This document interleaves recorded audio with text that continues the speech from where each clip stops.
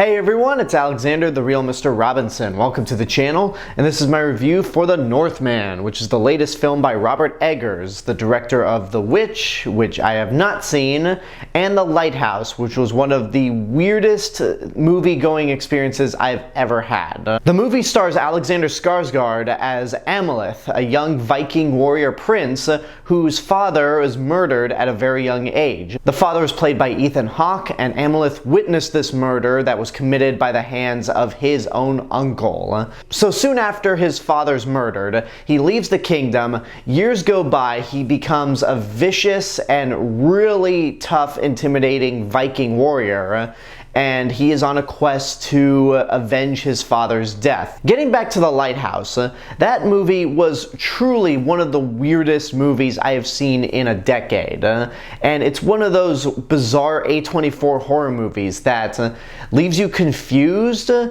but you really like it at the end of the day. So I dig The Lighthouse quite a bit.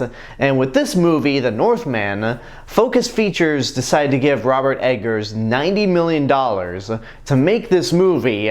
And usually when a director makes some smaller movies and then they get a big budget like this, usually the money is kind of a hindrance in terms of their skill as a director. Thankfully, that is not at all the case with The Northman. Not only is this movie really good, but it's still just as bizarre and strange as The Lighthouse. Now, this movie doesn't quite hit the same level of weirdness as The Lighthouse. I mean, for one, there's no mermaid vagina, so I'll let you just take that for what it is, but it's still got a lot of surreal imagery. It's got fart jokes, like in The Lighthouse. It's got Willem Dafoe acting as his usual self, though he's not in the movie for very long. It's got some moments that are so goofy and exaggerated that you can't help but laugh. And I don't mean that in a negative way, I mean that in the best way possible. But this movie also borrows a lot of elements from Game of Thrones. It involves murder, family incest, betrayal, revenge, and sometimes it can be as gory as Game of Thrones. The movie never once holds back from the violence. There's blood splattering all over the place, there's dismemberment, there's decapitations.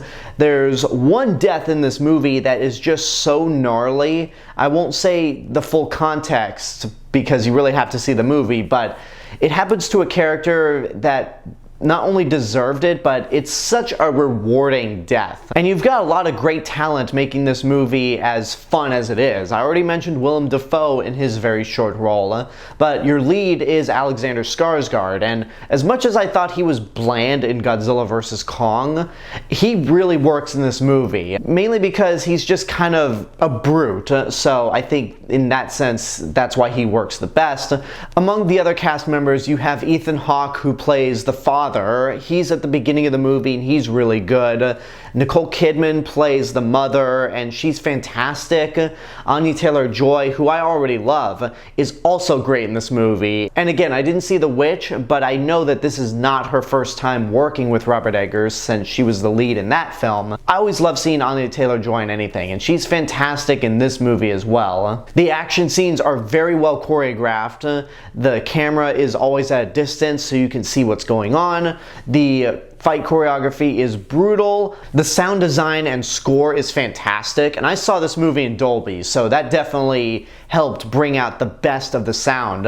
If I had any issues with the movie, and I know I've been saying this a lot with some recent reviews, and I even hate saying this, but I think the movie is a little too long.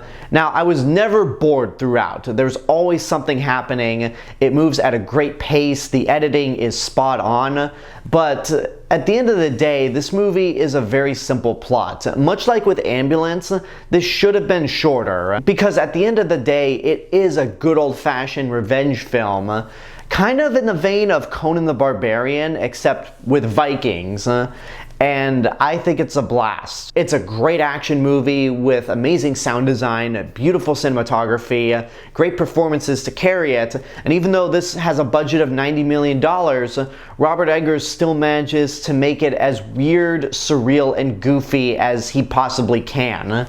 I'd say it's worth seeing in your lifetime. It's a lot of fun, and if you were worried about me bringing up the Game of Thrones comparison, don't worry, it doesn't end in a cop-out the way Game of Thrones does. It ends in the only way the story could possibly end. And there you go, that's my review for The Northman. I hope you enjoyed it, and now I want to know what you guys think about the movie. If you've seen it, what did you think? Whatever the case may be, let me know in the comments below. And until next time, this is the real Mr. Robinson telling you there is only one. Hello everyone, I just wanted to say thank you all for watching my review for The Northman. Make sure you like the video, subscribe to the channel, and hit the bell button to get notifications. Don't forget to follow me on Facebook, Twitter, Instagram, go check out my Twitch channel, and support me on Patreon. I'll see you guys in the next video, but until then, have a good day and take care of yourselves.